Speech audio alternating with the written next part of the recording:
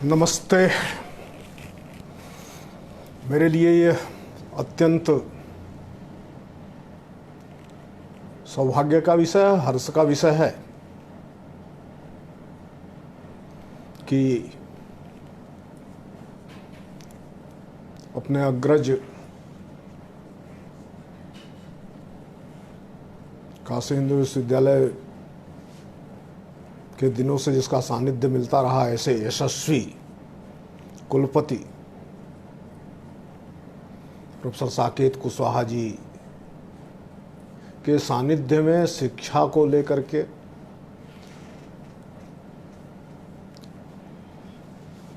समाज को लेकर के और भविष्य में रचे जाने वाले साहित्य को लेकर के बात करनी है।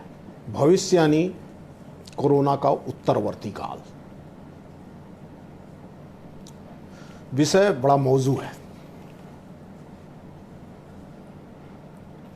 एक तरह से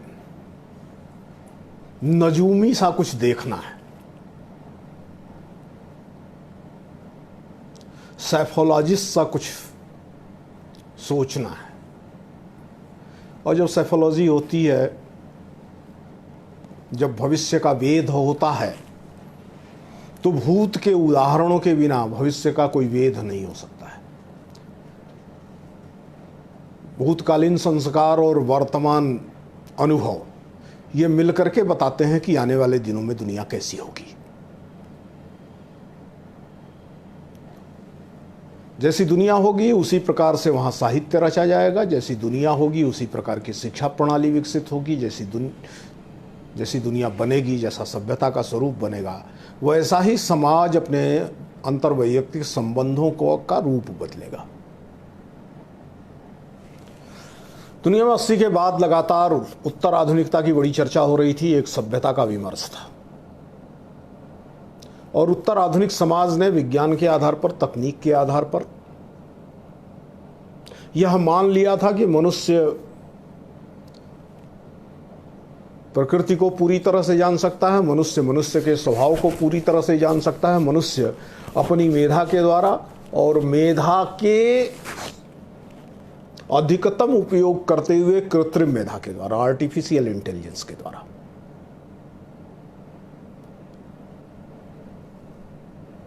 आने वाले दिनों के बारे में भी ठीक से था लगा सकता है। लेकिन एक ऐसा वायरस,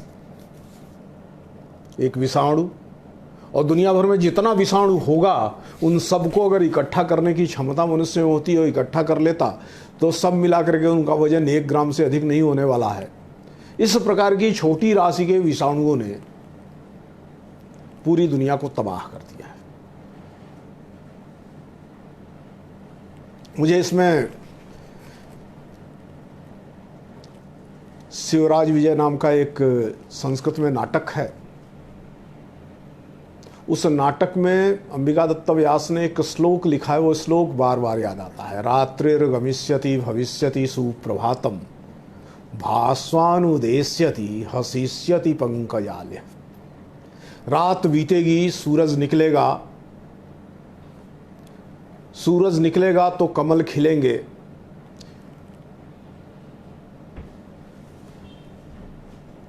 इत्थम विचिन्त्य को सगते देरेव।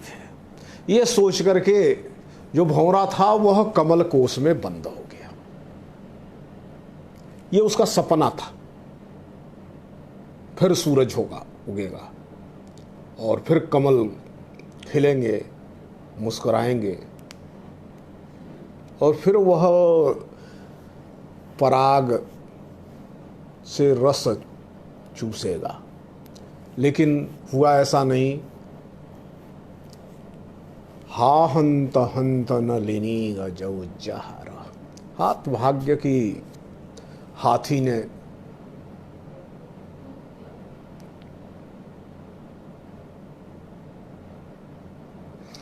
कमल दल को ही समूल नष्ट कर दिया। एक ऐसा ही सपना देख रहे थे 21वीं शताब्दी का, जब 1/4 पूरा होने जा रहा था। पूरी दुनिया प्रकृति पर विजय का साम्राज्य देख रही थी। 21वीं शताब्दी के प्रारंभ से ही हम सन लाइब्रेरी के लेबोरेटरी के प्रयोगों के माध्यम से दुनिया का रहस्य जानने की कोशिश कर रहे थे, ये बताने की कोशिश कर रहे थे कि दुनिया कुछ बेसिक एलिमेंट से ही बंधी हुई है, इसमें कोई क्रेटर गार्ड जैसी स्थिति नहीं है, कोई निर्माता ईश्वर नहीं है, कोई निमित्त कारण नहीं है, अपितु दुनिया के मूल उपादानों के द्वारा, दुनिया के मूल तत्वों के द्वारा ही संपूर्ण दुनिया की निर्मित हुई है। पर कोरोना ने इस पूरी मान्यता को, जो सैकड़ों वर्षों के मनुष्य के वैज्ञानिक अभ्युन्नति के बाद निकष के रूप में निर्मित हो रहा था, इसको झटक दिया है, तोड़ दिया है। बहस जारी है कि यह मनुष्य के द्वारा निर्मित है, चीन के वैज्ञानिकों ने बनाया है, या यह प्रकृति के द्वारा प्रतिक्रिया स्वरूप उत्पन्न हुआ है, या मनुष्य के कल्याण के लिए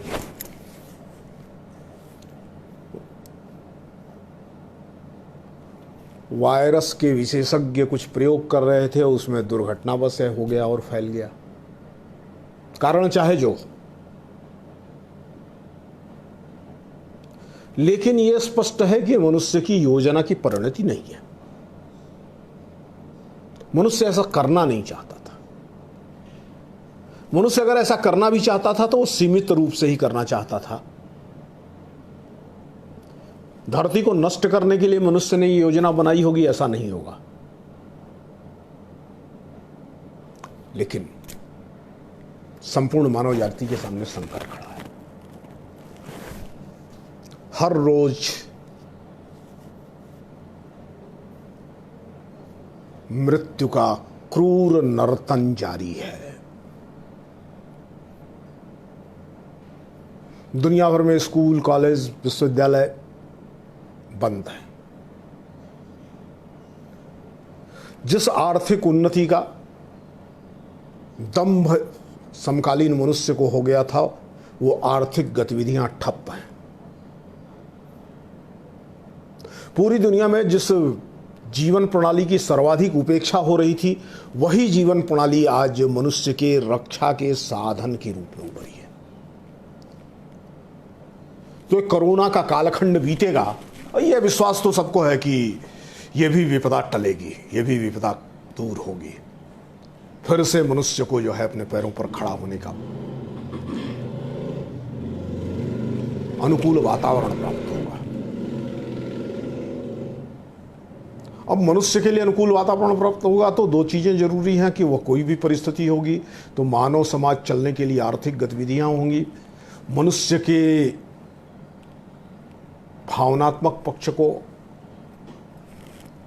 संतुष्ट करने के लिए और अभिव्यक्त करने के लिए साहित्य, संगीत, नृत्य, कलाएं होंगी, और दुनिया आगे चल सके, जहां है वहां से आगे बढ़ सके, दुनिया को बेहतरी से समझ सके, सभ्य समाज की निर्मित हो सके। इसके लिए कोई ना कोई एक शिक्षा प्रणाली होगी। ये तीनों चीजें तो होनी है। अब सोचने का विषय है कि यह कैसी होगी। अभी तक क्या था? अभी तक का साहित्य, पिछले 25 वर्षों का साहित्य था कि समाज विज्ञान था, यह समझ में आना थोड़ा मुश्किल है। या तो साहित्य जो है वो समाज विज्ञान की भूमिका निभा रहा था, या समाज विज्ञान ही साहित्य की भूमिका निभा रहे थे। साहित्य तो मनुष्य की विमर्शात्मक चेतना का अनुरणन है, प्रतिध्वनि है।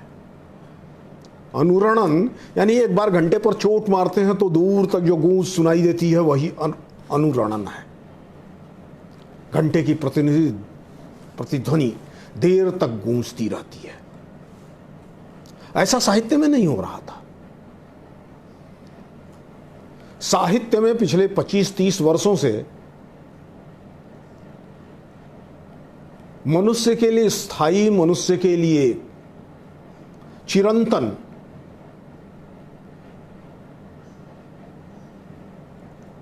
संतुष्टि के विषयों पर चर्चा के बजाय समाज विज्ञान के प्रश्नों पर चर्चा ज्यादा हो रही थी। अब साहित्य है तो समाज तो होगा ही। साहित्य समाज का दर्पण है। लेकिन फिर मैं कहूँगा कि साहित्य की दशा वही थी जिसके प्रति प्रेमचंद ने चिताया था कि साहित्य किसी राजनीतिक दल का, किसी राजनीतिक विचार का, किसी सामाजिक विचार का हथियार नहीं हो सकता, और साहित्यकार जो है वो किसी खास विचारधारा का झंडा बरदार नहीं हो सकता है। लेकिन दुनिया खेमों में बटी हुई थी, वैचारिकी के आधार पर बटी हुई थी। दुनिया ने दार्शनिक दृष्टि जो साहित्य में होनी चाहिए थी, जो तत्वमीमांसी दृष्टि होनी चाहिए थी, उसको दरकिनार करते हुए एक वैचारिकता का जामा पहना, आइडियोलॉजिकल फ्रेमवर्क लिया, और इस आइडियोलॉजिकल फ्रेमवर्क के खतरे हुए।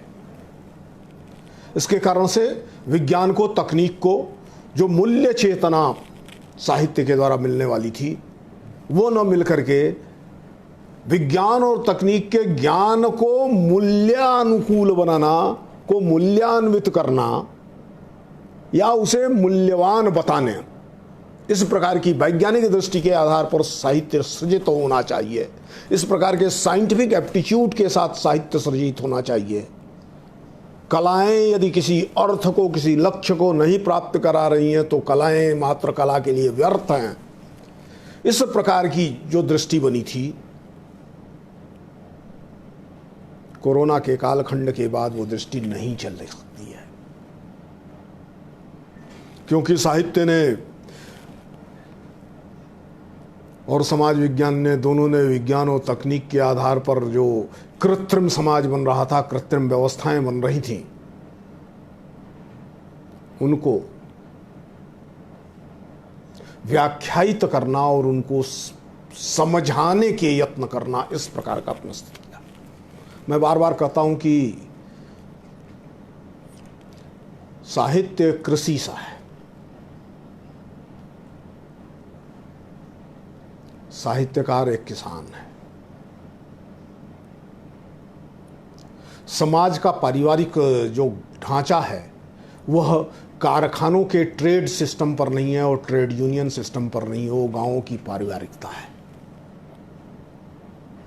समाज तभी स्थायी है, तभी चल सकता है जब उसमें पारिवारिकता होगी।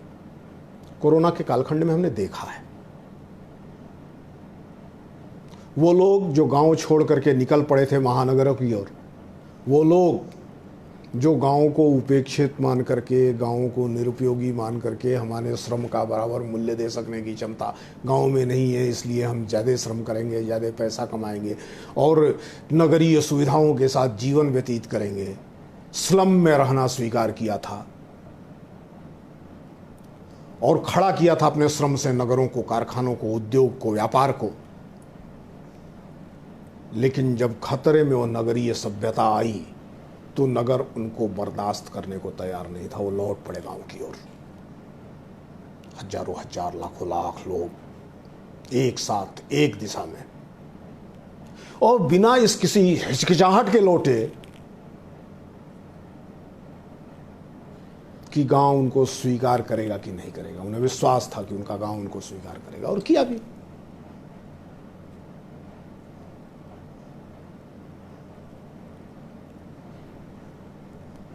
साहित्य में जब तक यह अभिव्यक्त होता रहा है, साहित्य में जब तक मनुष्य की संवेदनाएं अभिव्यक्त होती रही हैं, साहित्य मनुष्य निर्माण के संसाधन के रूप में रहा है।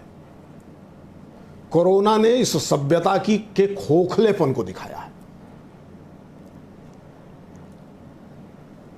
उत्पादकता के आधार पर बनने वाले अंतर्वैयक्तिक संबंधों की क्रूरता को दिखाया है।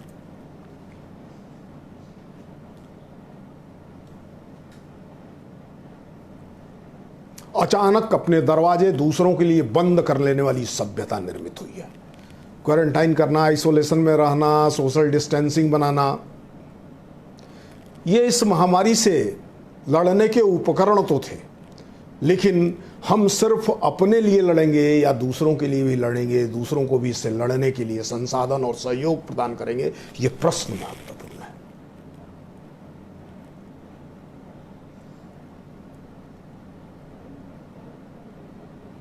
हजारों लोग नंगे पांव, खाने का ठिकाना नहीं, पानी का ठिकाना नहीं, लेकिन निकल पड़ते हैं सड़कों पर और सभ्यता, यह औद्योगिक सभ्यता, यह तकनीकी सभ्यता, यह संचार माध्यमों का व्यापक विकास, इन सब का उपयोग उनके लिए यात्रा सुगमता से हो सके इसके संसाधन जुटाने के बजाय तो आप क्यों चले गए, आप कब तक पहुंचेंगे,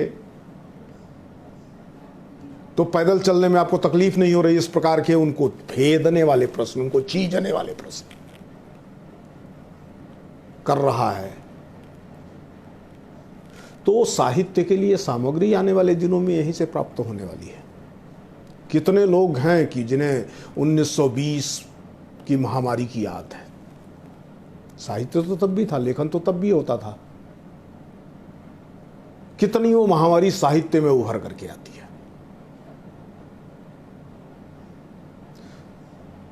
क्योंकि सामान्य तौर पर एक कालखंड था जब माना जाता था कि सामाजिक विद्रूपताओं का विचार करना साहित्य का काम नहीं है, भविष्य के सुनहले सपने दिखाना और उसको प्राप्त करने के लिए यत्न कर सके, इस प्रकार की क्षमता को निर्मित करना साहित्य का काम है।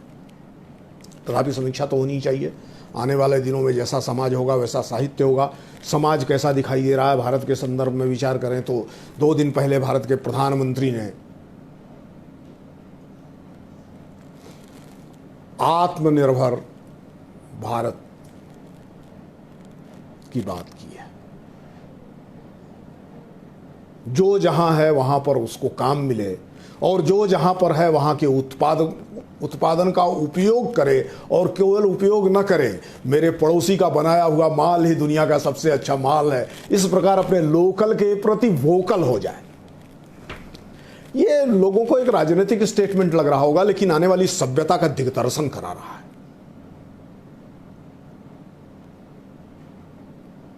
यानी परिवेश के प्रति सकारात्मक दृष्टि, संचार साधनों की, यातायात के संसाधनों की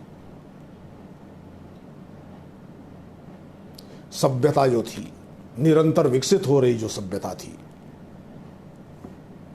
फिजिकल से डिजिटल हो रही जो सभ्यता थी, यथार्थ से आभासी हो रही जो सभ्यता थी, उस सभ्यता ने अपना क्रूर चेहरा दिखाया है।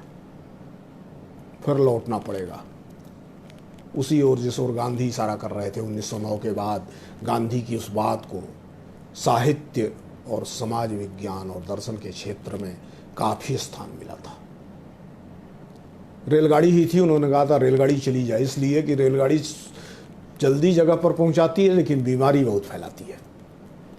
इस बार की महामारी रेलगाड़ी से नहीं फैली, रेलगाड़ी से भी फैली, बाद में फैली, लेकिन सबसे पहले वो हवाई जहाज से फैली।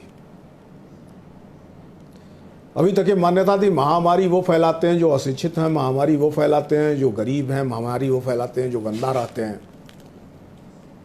इस बार की महामारी को, कोरोना को पूरी दुनिया के 200 देशों में फैलाने का काम हवाई जहाज से हुआ और उन लोगों ने फैलाया जो एक देश से दूसरे देश की यात्रा कर सकते थे। एक देश से दूसरे देश तक वो महामारी लेकर के गए। यानी ये बीमारी, ये महामारी सभ्यता के विकास में जो शिखर पर थे उन्होंने फैलाई है।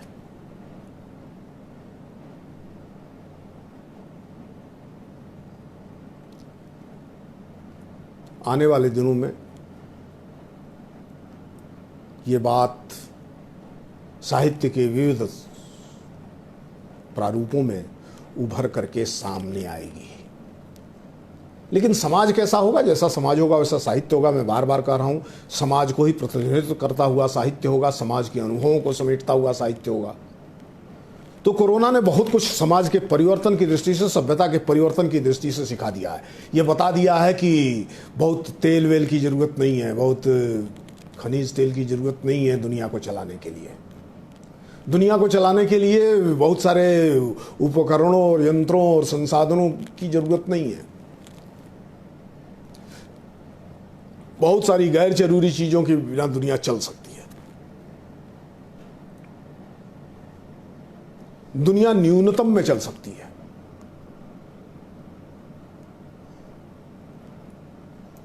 छह महीनों से दुनिया में कोहराम जो मचा हुआ है, उससे एक बात तो समझ में आती है कि दुनिया चलेगी,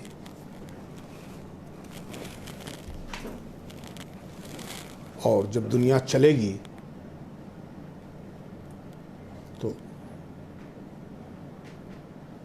लालच के रास्ते नहीं चल सकती है। लालच के रास्ते वो इंतहा होगी, उसकी सीमाएं पूरी होंगी।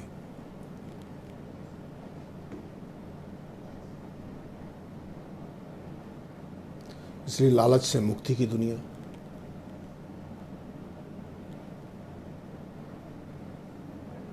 कैसे बनेगी, ये प्रश्न महत्वपूर्ण है। और ये रास्ता अंत में फिर वहीं ले आता है,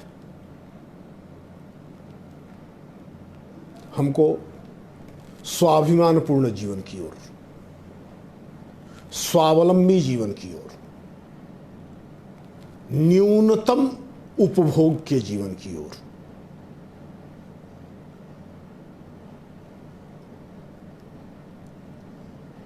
एक वायरस ने बहुत कुछ बदल करके दिखाया है, एक वायरस ने बहुत कुछ नया करके दिखाया है। इसलिए इस बदलती हुई दुनिया में, इस नई होती हुई दुनिया में एक ऐसे साहित्य की जरूरत है जो मनुष्य की ऐन्द्रिक वृत्तियों को सीमित कर सके, मनुष्य के मानवीय सद्गुणों का विस्तार और विकास कर सके, मनुष्य की चेतना को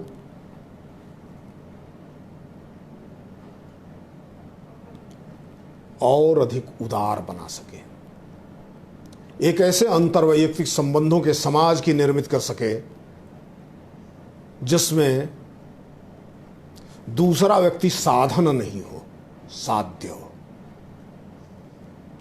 जब एक मनुष्य के लिए सामने वाला मनुष्य साध्य के रूप में आता है तो शोषण का खात्मा होता है, पोषण का समाज बनता है, पोषक वृत्तियों की मूल्य दृष्टि बनती है। सबका पोषण कैसे हो सके? सबका पोषण ही सबको न्याय है, लेकिन न्याय पर आधारित, पोषण पर आधारित संपोष्य विकास की अवधारणा को वास्तविक अर्थों में चरितार्थ करता हुआ समाज कैसे निर्मित होगा? बनाने से नहीं होगा, उगाने से होगा। कोरोना में भी दुनिया बची है तो उन चीजों के कारण से जिसको मनुष्य उगा रहा था, उन चीजों के कारण से नहीं बन सकी जिनसे बना रहा था, बड़ी दवाइयां बना रहा था, बड़े चिकित्सा के उपकरण बना रहा था, सब बेमानी साबित हुए। लेकिन जिनको उगा रहा था खेतों में एक संस्कृति के तौर पर, उसने हमको अभी तक बचा करके रखा है। उगाना एक संस्कृति है, बनाना सभ्यता है। कोरोना का उत्तर काल संस्कृति का काल हो, उगाना सृजन है, उगाना संवर्धन है। इस सृजन और संवर्धन की संस्कृति का कालखंड हो, इस प्रकार के साहित्य की अपेक्षा है। इस प्रकार का साहित्य लिखा जाना जरूरी है। यदि 20वीं शताब्दी के प्रारंभ से ही जिस प्रकार की प्रवृत्तियां औद्योगिकीकरण के कारण से चली, जरूरत पर आधारित साहित्य और जरूरत पर आधारित सामाजिक मूल्यों की निर्मिति का जो स्वरूप चला, अधिकारिता पर आधारित, जोर जबरदस्ती के आधार पर, ताकत के आधार पर अर्जित करने का जो समाज शास्त्र चला, राष्ट्र के स्तर पर भी चला और सामाजिक के स्तर पर भी चला, व्यक्ति के स्तर पर, इसके खात्मे का कालखंड आ गया। 1 ग्राम से कम वायरस ने दुनिया को और दुनिया के बड़े बड़े ताकतवर राष्ट्रों और व्यक्तियों को बौना बनाया है। सभ्यता के इस सोपान तक आते हुए मनुष्य का बौनापन प्रमाणित हुआ है। अब इस बौने मनुष्य को विराट मनुष्य बनाना है। इस क्षुद्र मानव समाज को महान मानव समाज बनाना है तो करुणा की, अहिंसा की, सामाजिक संसक्तता के, साहित्य के दिन आने वाले हैं। एक ऐसा ही साहित्य, एक ऐसा ही समाज निर्मित होगा, इस विश्वास के साथ मैं अपनी बात को पूरा कर रहा हूँ। खुद की समय की व्यस्तता के कारण से और कुछ अन्य दायित्वों के कारण से ज़्यादा समय आपके